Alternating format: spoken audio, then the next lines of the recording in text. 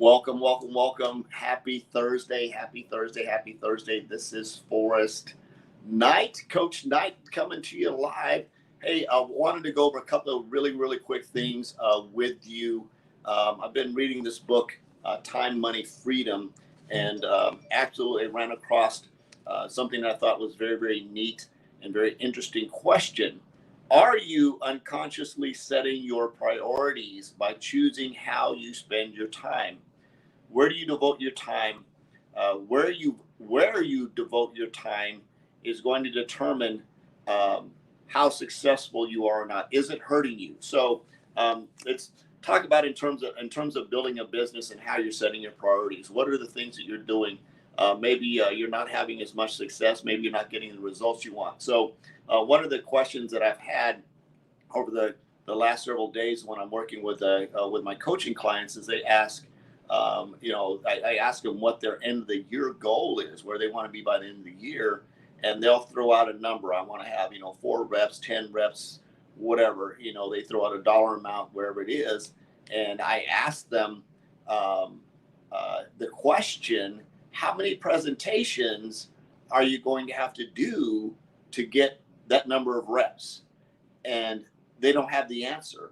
And it's really cool when we throw out, hey, Wendy, thanks for swinging by. I really appreciate it.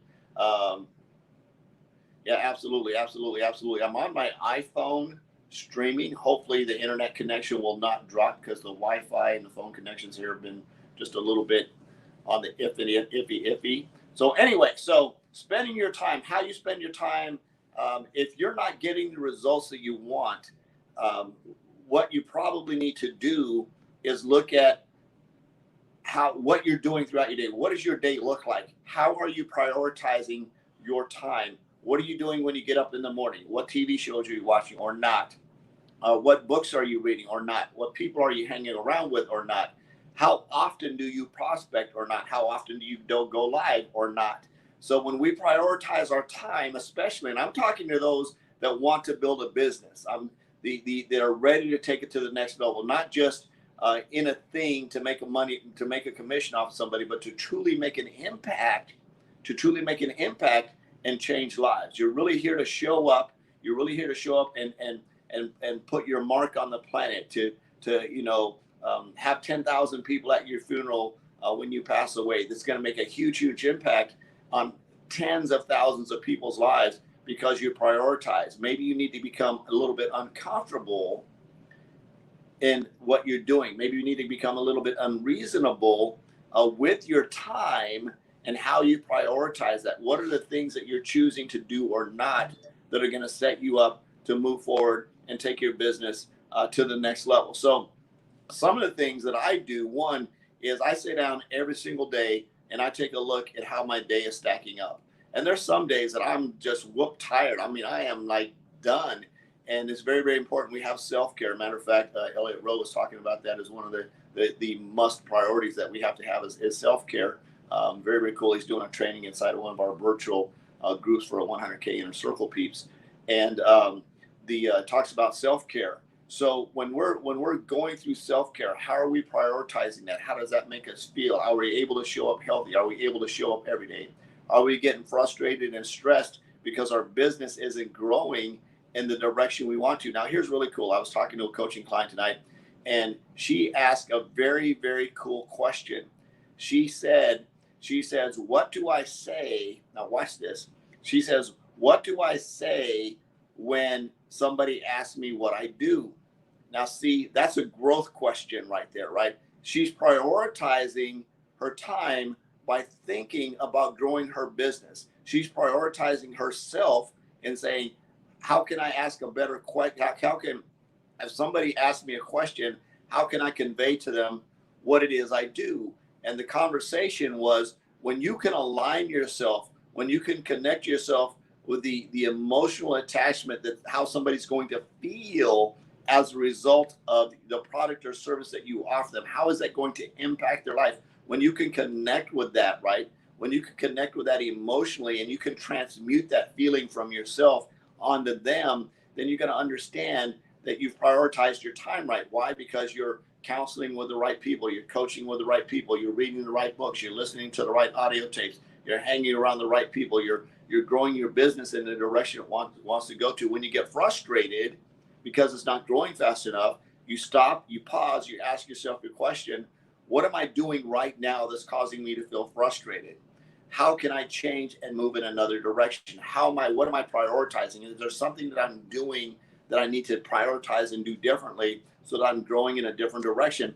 And I got all of that out of reading that one sentence. Is it helping or hurting you? If it's hurting your larger goal, then it's a weed. And the chapter in this book is called Plucking Your Weeds. It's actually chapter 2, which is cool. I read books really weird. I jump all over the place. I actually started reading the book all the way back here in chapter, I don't know what it was, step 8 or something. So I skip around. I'm a very weird book reader. It would drive you nuts the way I read a book, especially if you're sort of a top to bottom, left to right. I just read in patches and I put it all together and I download it into Forest Brain and I have fun with it. So how are you prioritizing your time? What does your day look like? What do you do first when you get up in the morning? What do you do when you go to bed? Are you up all night? Are you up all night watching TV? Are you spending your time looking at countless videos that don't really do anything and aren't going to impact anybody? What kind of books are you reading? Are you reading books that are self-care books to help you move yourself? One of the books I like, and I need to look this up. Somebody can look it up and give me the right answer here, is Great Leaders Ask Good Questions. It's either Good Leaders Ask Great Questions or Great Leaders Ask Good Questions. It's a book, and it doesn't necessarily talk about the questions that you ask someone else. It talks about the questions that we ask ourselves so that we can take ourselves to the next level. Very, very cool book. Highly recommend. If you don't have it, you get it. I don't know why I can't remember the word. It's got 2 G's in it. There's good and great, and I don't know which one comes first. But again, it's a book that when you start asking yourself these questions, like when somebody asks me, what do I do? And you start looking at that, what do I do? What is it I do? Do I sell makeup, right? Do I sell water filters? Do I sell insurance? Or what is it do I really do? What does the insurance do for somebody? What does the makeup do for somebody? How does it make them feel?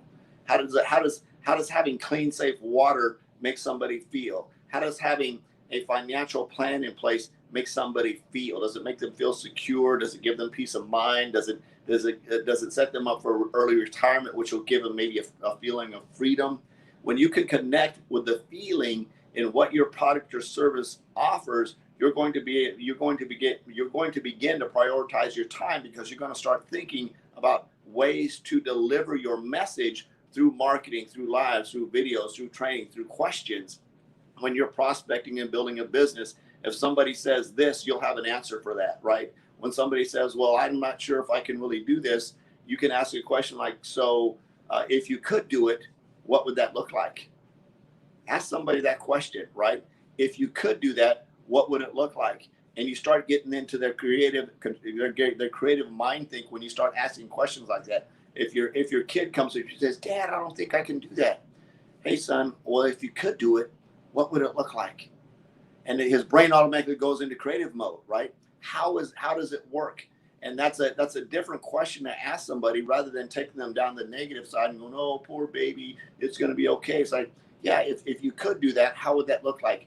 If you were making $1 million a month, how would that look? What would that look like? If you were prospecting more, how would that look? And you ask that question. If I start prospecting more people, how is that going to look? How am I going to set up my time to be leaders? Leaders Ask Great Questions by John C. Maxwell. I think that might be one of the books. I'll have to look it up. I thought it was Great Leaders Ask Good Questions, or Good Leaders Ask Great Questions. I'm not sure. Maybe a different book, but I'll definitely look it up and get the title right. But I appreciate you, Crystal, looking that one up. I'll definitely have to take a peek at that as well. So hopefully you got some value in this. How are you prioritizing your time? What are you reading? Who are you hanging out with? How are you setting your day up? What kind of conversations are you having? That's all in the time frame of everything that you do to prioritize your time to set yourself up to have better results. I love you. Jesus loves you. There's absolutely nothing to do about it. I'm on a mission to have no more empty refrigerators, make an extreme impact, and be a legacy creator. I hope you are too. We'll see you tomorrow. Bye-bye.